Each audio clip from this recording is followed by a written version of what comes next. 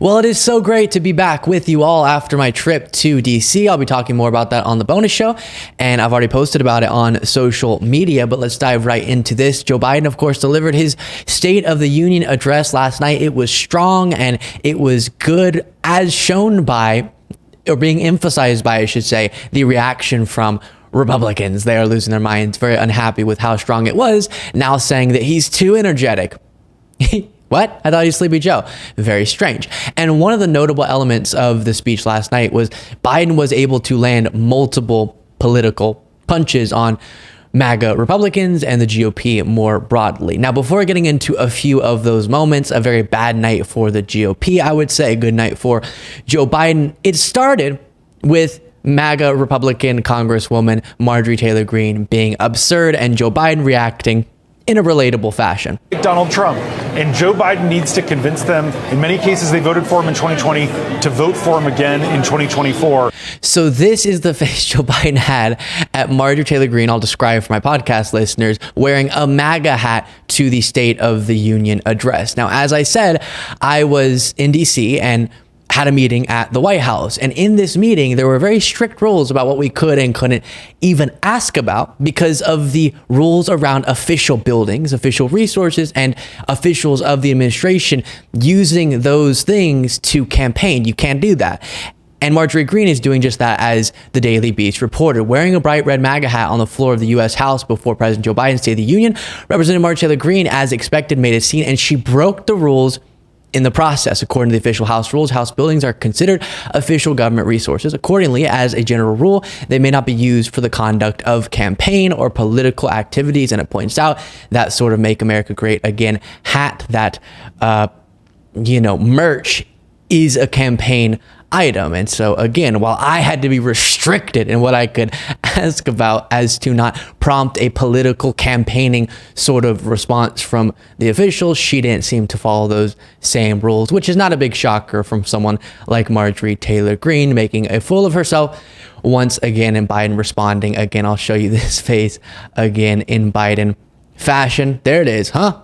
What the heck am I looking at? Now, moving forward from that, one moment that was really good was seeing Biden call out Republicans for taking credit for legislation that they opposed. And we've seen this time and time again. Republicans standing in front of signed checks that they signed, even though it's money coming from a bill they voted against, into their district. So they want their constituents to think that they're doing something for them, when really it's the socialist, Marxist, communist agenda, as they've called it, of Joe Biden, working in the interest of these constituents. And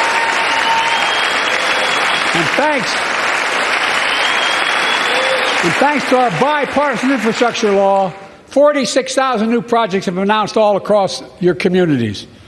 And by the way, I noticed some of you strongly voted against it, or they're cheering on that money coming in. I like it. I'm with you. I'm with you. If any of you don't want that money in your district, just let me know. And of course, I'll describe again for our podcast listeners, Pete Buttigieg, who is overseeing the implementation of a lot of these infrastructure projects in his role as transportation secretary, was seen smiling there at Biden's remark about Republicans taking credit for these projects. And it really is one of the more aggravating phenomena in American politics, watching Republicans probably successfully convince their constituents that some of the improvements they're seeing in their communities are thanks to those Republicans, when just a few months or years ago, they were aggressively fighting Joe Biden and Democrats over these very policies, like the infrastructure bill that, granted, did get some Republican support. It was a bipartisan piece of legislation, but most of those Republicans fought against it. Now they have a different tune. Then here you have Joe Biden once again cornering Republicans and forcing them to sort of commit to not doing another massive tax cut for the super wealthy. Fair. We have two ways to go. Republicans can cut Social Security and give more tax breaks to the wealthy. That's the proposal. Oh no, you guys don't want another $2 trillion tax cut? I kind of thought that's what your plan was. Well, that's good to hear. You're not going to cut another $2 trillion to the super wealth. That's good to hear. I'll protect and strengthen Social Security and make the wealthy pay their fair share.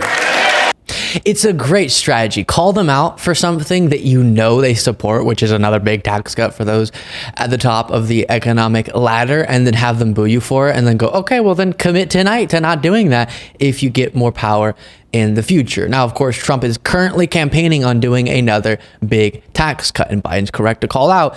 Last time he was president, he jacked up the deficit to allow for this huge tax cut that disproportionately, again, benefited those who are already super wealthy. And for Republicans to underfund certain programs, saying we don't have the funds, then turn around, cut taxes for those who already have plenty, is absurd. And Biden should call that out. And it's good that he did it there. Then we get to the subject of the border. And this is something that got a lot of aggressive responses from Republicans in the crowd when Biden brought it up. And of course, they're going after him constantly on Fox News and elsewhere over this issue, even though, as he points out in this clip, he's actually trying to implement a solution on this very subject. And a very conservative Senator, James Langford, is for it, as well as the Border Patrol Union is for this piece of legislation. But MAGA Republicans, at the direction of Donald Trump, are opposing it. It will also give me and any new president new emergency authority to temporarily shut down the border when the number of migrants at the border is overwhelming. The Border Patrol Union has endorsed this bill. The Federal Chamber of Commerce is, yeah. You're saying low. Look at the facts. I know you know how to read. He said, I know you know how to read. Maybe not Marjorie. No, I'm kidding. So great to call that out, because it is an issue that's hurting Joe Biden politically a lot. And he is, along with some bipartisan Republicans and many Democrats, actually for solutions. Whereas Trump talks about 24/7, he dehumanizes, he fearmongers, but doesn't actually put forward meaningful solutions, and actually kills, through his MAGA Republican surrogates, the very solutions that the Border Patrol Union is asking for, just to hurt Biden politically. So important for Biden as we go into this election for him to pound Republicans on this issue. Then I love this line from the speech. Biden emphasized that, yes, I'm old, but is a campaign like this really about how old you are or how old your ideas are? The issue facing our nation isn't how old we are, it's how old are our ideas. Hate, anger, revenge, retribution are the oldest of ideas. But you can't lead America with ancient ideas that only take us back. You lead America, the land of possibilities. You need a vision for the future and what can and should be done. Tonight you've heard mine. I see a future where defending democracy, you don't diminish it. I see a future where we restore the right to choose and protect our freedoms, not take them away. And I think that's the best response we've seen to the concerns around Biden's age thus far from Joe Biden. You have two candidates, all right? These are your options in terms of the major parties, Donald Trump and Joe Biden. One of them is old and has really old ideas that will bring us backwards, threatening democracy, threatening reproductive rights, etc. One of them is old and has good, new, fresh ideas that would bring us forward, that are bringing us forward, that protect the rights of people, that lower costs, that invest in communities that need it, etc. That's the matchup. Make your decision wisely. And Lindsey Graham responded to this saying, this is the state of Biden's America, so sad. Then Gavin Newsom responded to that saying, 15 million jobs, wages rising, inflation cooling, capping insulin costs, expanding healthcare access, winning battles against the NRA. I'll take Biden's America any day. And I talked about shortly before the State of the Union in a segment talking about Fox News host Trey Gowdy. And Trey Gowdy made the case on Fox News that Americans won't have their minds changed about Biden's policy agenda. So don't focus so much on that. Instead, just try to come off competent. And what I said was, sure, come off competent, but also you can change people's minds about Biden's policy agenda. And even though Joe Biden as a candidate has struggled with his approval rating, his policies are popular when people actually hear about them. But we seem to be incapable in the media of talking enough about the things that impact people's lives most, like his policy record, the things that actually impact people's material well-being, not just the conversation that's nice and salacious and fun, like Biden's age. And that was shown the reality that people can have their minds changed. And when they hear about Biden's policy agenda, they do support him much more in a snap poll taken by CNN before and after. 62% said they're going to move in the right direction. 38% said they're going to move the country in the wrong direction. But keep an eye on that 62%, because we also asked how people felt that way prior to the speech. And if you compare here, before the speech started, these speech watchers, only 45% said Biden's policy would move the U.S. in the right direction. With watching the speech, that went up from 45% to 62%. It's just one poll. It's a snap poll, but 45% to 62%. People saying that Biden's policies will move the U.S. in the right direction. Before the speech, after the speech. After the speech, 62% say right direction. It's what I've been saying the whole time. So aggravating in a sense. But good that those people had their minds changed.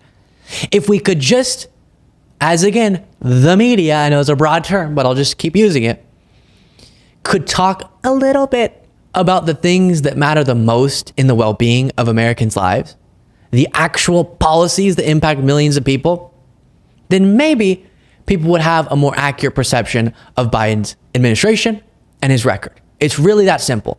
Let's inform like we're supposed to, my fellow members of the media, and not just talk about what seems to be the sexiest conversation all the time, which is about Joe Biden's age. That is a factor, as I've been saying, but when you weigh the importance and the impact of the different factors at play here, his policy record comes out being much more important, again, in the lives of people. And from a political campaign standpoint, it's important that people learn about Biden's policy agenda, because when he told them about it in this snap poll, they went, oh, no, actually, the policies he's been implementing, I think that's bringing the country in the right direction.